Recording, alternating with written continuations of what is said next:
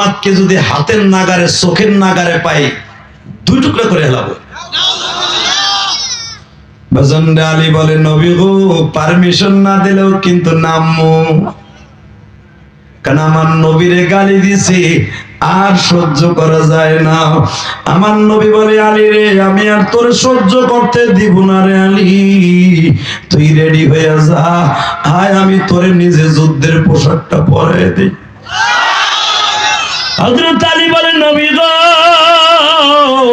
যুদ্ধের পোশাক দরকার নাই, কারণ মুসলমান তো মরলে শহীদ বাঁচলে গাজী। আর আপনি বলছেন ওয়ালা তাকুলু লিমান ইউকতালু ফি সাবিলিল্লাহি আমওয়াত বাল আহইয়াউ ওয়ালাকিন লা তাশউরুন। ওমরের বোন ওমরের পিছনে পিছনে দৌড়ায়, ওমরের ছেলে আব্দুল্লাহ দৌড়ায়, ওমরের বিবি দৌড়ায়, হাফসা দৌড়ায়, ওমরের বড় মেয়ে দৌড়ে যায়, দেখে কাবা ঘর ক্রস করার পরে বাবু সালাম যেটাকে বলা হয়, বাবু সালাম, কারণ আপনারা জানেন জাবাল ওমর এখানে ওমরের বাড়ি। এখন ওমরের বাড়িতে 120 তলা বিল্ডিং। এই মুসলমানের বলা, এবছর ওমরায় যে ওই বাড়িতেই ছিলাম আমি গুনাহগার। আহা ওমরের বাড়ি দাঁড়াইলে কাবা ঘরটা দেখা যায়। আহা ওমর যখন রওনা দিয়া ওমরের বাড়ির থেকে জাবালে সাবা মারার পাহাড়ের মাঝখান দিয়ে দৌড় দেবে, জাবালে মারার কাছ দিয়ে যখন যাবে বাবু সালাম দিয়ে ওমর ঢুকছে কাবা ঘরের সামনে থেকে। ওমরের পিছনে বেঈমানও আছে মুসলমানও আছে। ও বাজান সামনে যায় দেখে হযরত হামজার মতো একজন বীর মুজাহিদ রাস্তায় দাঁড় করাইছে। ওমর যাস কই? এই খাত্তাবের বলা কই যাস? আনা আব্দুল মুত্তালিব, আমি আব্দুল মুত্তালিবের বলা, তুই খাত্তাবের বলা, যাস কই? যাবো তোর ভাতিজার কল্লা আনতে। তরবারি খাপে আছে, খাপে রাখিস, ভাতিজার অর্ডার, মারামারি করতে চাই না। মারামারি যদি বাইজে যায়, মুসলমান সহজে কাউরে আঘাত করে না, মুসলমান কাউরে ধরলে শেষ করতে পারে না। কথা বলতে হবে, এখানেই শেষ না।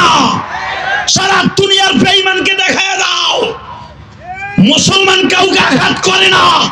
মুসলমান আঘাত সহ্য করার মতো পৃথিবীতে কোন নাস্তিক জন্ম নেয় নাই।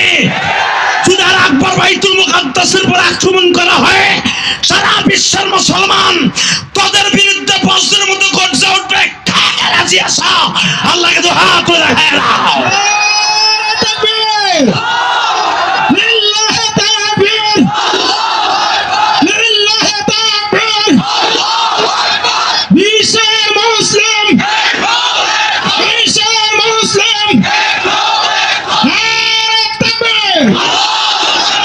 আল্লাহ আপনি দেখেন এই হাজার হাজার মানুষ ময়মনসিংহ হালুয়াঘাটের জমিনে একটা আওয়াজ দিয়েছে বাইতুল মুকাদ্দাসের পক্ষে।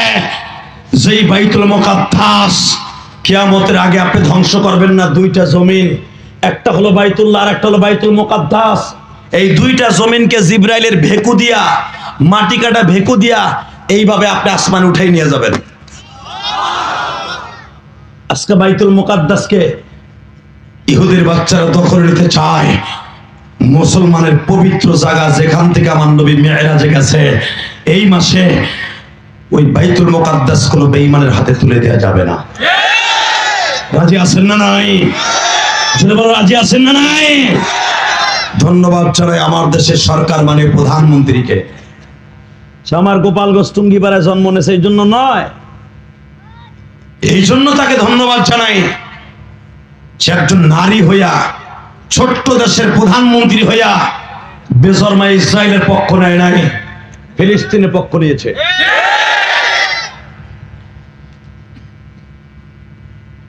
হালাকে চাচা মোদি এত বড় দেশের প্রধানমন্ত্রী, সে নিয়েছে ইসরায়েলের পক্ষে।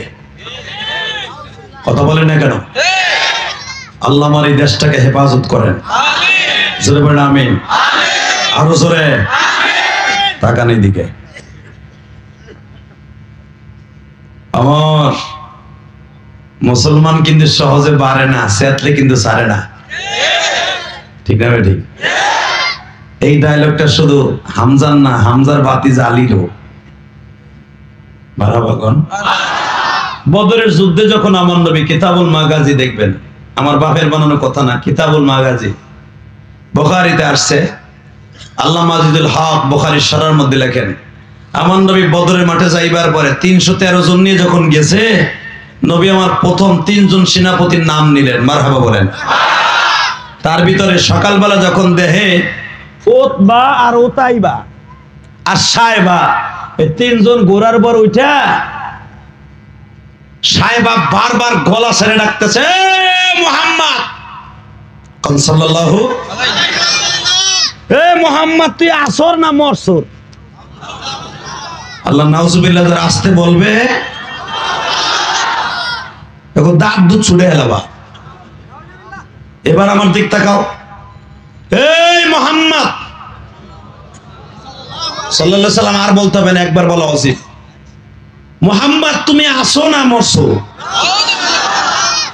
হযরত আলী বলে, ইয়া রাসূলুল্লাহ কয় কি? তখন আলীর বাম পাশে আমার নবী বসা। নবী গো, আপনি তো এখানে বসে আছেন, আমার নবী যেখানে বসা ছিল ওই জায়গায় একটা মসজিদ আছে, মসজিদে আরিজ বলে। এখানে আমি গুনাহগার, আমার জীবনের 2013 সালে যখন আমি হজে ছিলাম, 2013 সালে 1 ওয়াক্ত মাগরিবের ইমামতি করছিলাম।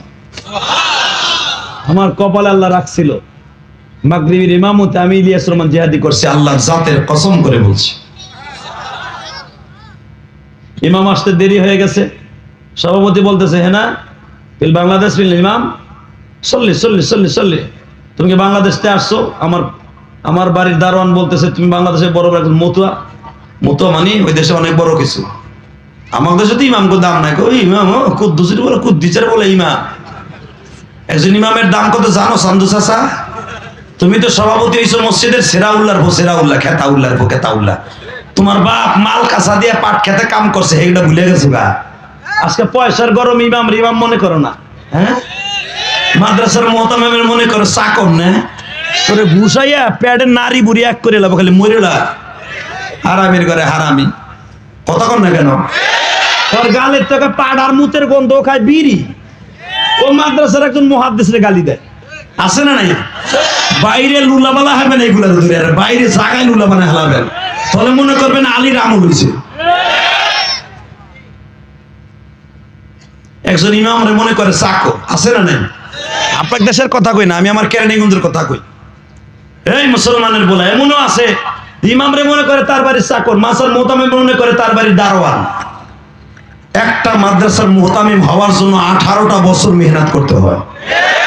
দাওরা পাস করার পর ইফতার যারা পরে 18টা বছর মেহনত করে, খাইয়া না খাইয়া ডাইলের পানি লাভ না খাইয়া, তোমার মতো সভাপতি বিড়ি ঘরের কথা শুনবো না? হ্যাঁ, কষ্ট হইতেছে? আর মাত্র 5 মিনিট কথা কম। হ্যাঁ রে, ওই যে 3টা যায়, ওই 3টারে ধর, ওই 3টার ধরে ধাক্কাতে বহা ও গেলে কিন্তু আমি ধর ওইটা মজি করে না, যা ও গেল কে? এরপরে গেল দেখা যাবে আজকে ময়মনসিংহের লোক কি জিহাদি। আল্লাহু আকবার বলেন তো, বুঝবেন না তো? রেডি? মুসলমান কাউরে ধরে না, ধরলে কিন্তু ছাড়ে না। হ্যাঁ, ডায়লগটা মনে থাকবে তো? এই ডায়লগ আমার না, আজ থেকে 1445 বছর আগের ডায়লগ বেটা। মুসলমান সহজে ধরে না, ধরলে জোরে কন। এটা হামজার ডায়লগ, আর হামজার বাতিজা আলীর ডায়লগ। মারহাবা কন। রেডি? নবী কি কয় শুনছেন? সাহেবা কি কয়? নবী কয় উসকুত সুকুত আম্মা ফি আতিম্মা, চুপ থাক। কোন সময় চুপ থাকা মান সমাতা না, যা চুপ থাকা ভালো। মারহাবা কন। একটু পরে ডাক দিছে, মুহাম্মদ, এই আব্দুল্লাহর পোলা মুহাম্মদ, তুই কি গেছর না মরছর? যখন আলী কয় হুজুর এইবার কি কয়, নবী কয় চুপ থাক। তৃতীয় নাম্বার যখন কয়, এই মুসলমানের গোষ্ঠী, ভাবছিলাম তোরা কেউ জীবিত আছোস, এখন দেখলাম একজনও বেঁচে নাই। সঙ্গে সঙ্গে নবী কয় চুপ থাকো। তৃতীয় চতুর্থ নাম্বার যখন বলছে তোর মোহাম্মদকে যদি হাতের নাগারে চোখের নাগারে পাই 2 টুকরা করে হেলাবো।